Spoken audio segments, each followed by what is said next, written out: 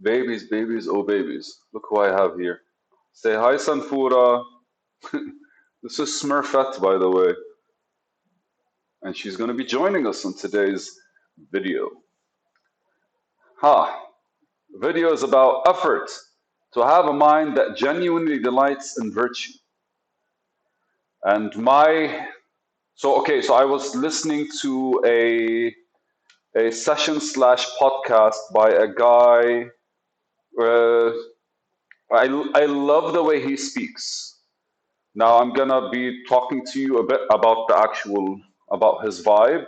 I think he's basically I think he's British, and his stories are he discusses like just like the nature of us, perception, yoga, Buddhism, spirituality, and it's funny because like all people in spirituality kind of feel like they always explain how they rejected this calling kind of thing, and he's basically his organization is called Hermes Amaro, and the talk was about I don't know I forgot, but Hermes Amaro is by a guy called Rob Bourbea. So a friend of mine basically recommends it and recommended it once, and I like the way he speaks. And one thing he said in the video was effort is to have a mind that genuinely delights in virtue.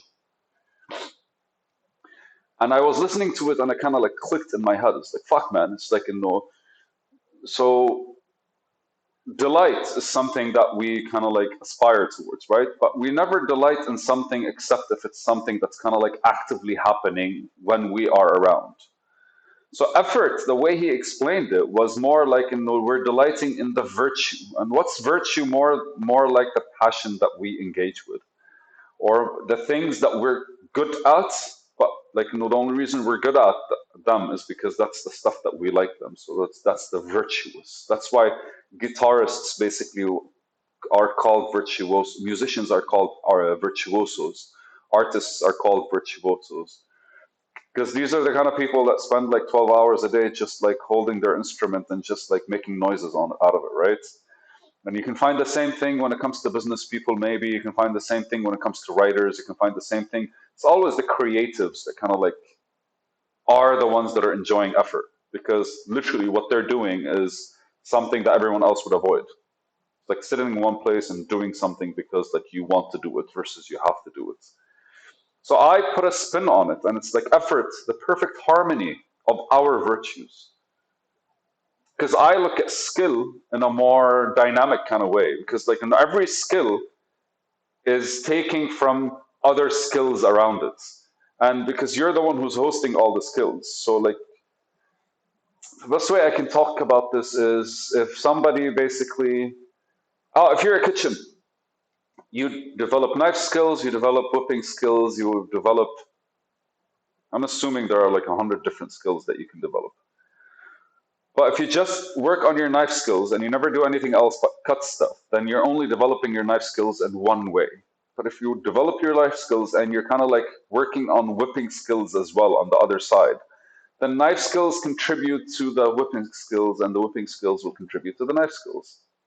And it's very much, it can't be helped because both of them are contributing to you and then you're contributing to them. So when he said that effort is basically to have a mind that genuinely delights in virtue, it's just to actually have that mind that doesn't give you friction when you're doing something, basically. When anything is possibly virtuous for you, and anything you do could actually become something of a virtue. Anything you apply yourself on towards is something that could be like a virtuous approach. So I started thinking about this more and more and more and more because most of our days are kind of like the struggles of us trying to do stuff. And the one thing we seem to have an issue with is kind of like productively involving ourselves in efforts. And the way I would look at it, and again, like there's a whole 1 hour talk about this, which I could probably share here. Maybe I should. There's a full 1 hour talk about this. But the goal is to release yourself from the effort, to let yourself just be observant instead of involved. Because most of the time, I feel like what we do, and again, like maybe so I watched this 3 times, and anytime about minutes 15 and minutes 20, I kind of like fall asleep. Because I listen to this stuff while falling asleep. I think it's one of those like beautiful kind of like, I don't know, discussions like these are very calming, right? And that's a good thing you'd want to listen to before you sleep. It's much better than like YouTube and shit like this. So if you just allow, if you don't take the effort personally, and what you are is literally an observation of the time, then, that's an experience I had when it came to programming. I realized like anytime I'm trying to program, I fail. Anytime I watch myself program, I succeed. And it's because anytime I am programming, every single thing that happens, I take it personally. And what it does is it adds to the friction because I'm the one doing the effort. But anytime I sit in front of the computer with a clear set of goals, this is what I want to do before I close the computer. And basically, recently I started doing it in 2 sessions. Like I put a set of goals, I finish them, I close the computer, I take a break, do something else, and then I come back, create a new set of goals, open the computer again. It's become a bit more productive. But ultimately, when that happens, what I do is I literally just like sit and watch myself do stuff. It's no longer me that's doing the effort. It's me enjoying things happening. So the way he described effort is literally the purity behind it. It has nothing to do with us from a personal perspective.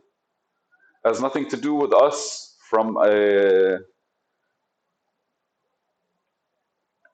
activity standpoint. Like effectively, all I did was make the decision to spend X amount of time in front of a computer as part of the effort. My all the friction was reduced to saying sit in front of the computer. And everything else just created its own flow. The way he explained it is, I think, is the purest sense of it. Is where your mind is genuinely delighting in what you're doing. But it's your mind that's delighting, it's not you. You're really like not involved, which right now is making me think, are we ever involved? I think we're only involved when we take things personal. And for some reason, we kind of like, when we take things personal, I don't know if we get grounded or we become, I was discussing it today with myself, primitive. When we take things personal, we are reduced to an emotional state, I guess, which takes us back to a primitive existence. As human beings, I've discussed this before, man is a being between, and Aristotle, I think Aristotle is the one who said it. Man is a being between a seer, which is a god, or a beast. Because we are literally in between. We can become very animalistic and we can become very godlike. And anytime we take anything personally, we are kind of like engaging with the emotions that bring us back to like the primitive level, the beast-like level. And the times when we're not taking things personally, we're delighting in the things that used to give us like issues. Which in this term, like the way he's explaining it, my mind is just kind of like, it's knitting everything together. Okay. So based on my experience with programming, anytime I'm writing code and I'm taking it personally, I am basically becoming very aggravated, frustrated, and all these feelings that are useless, that never promote anything. But it's because I'm approaching it from the primitive perspective.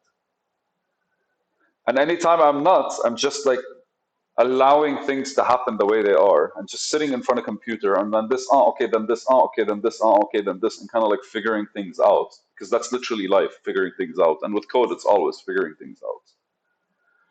And as I'm doing that, then basically I realize I'm getting closer to like an observant nature. And it's effort, the way he explains it, becomes that. Because you become the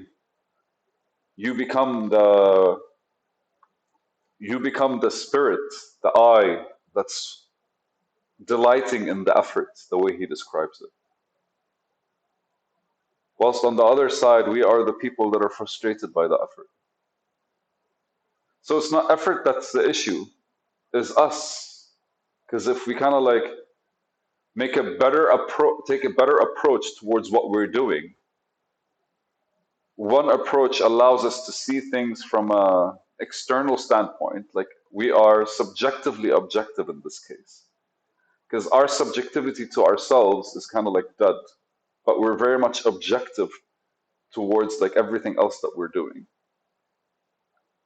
So that allows us to see effort in the most purest of its forms, which here, the way he explains it, is to have a mind that genuinely delights in virtue.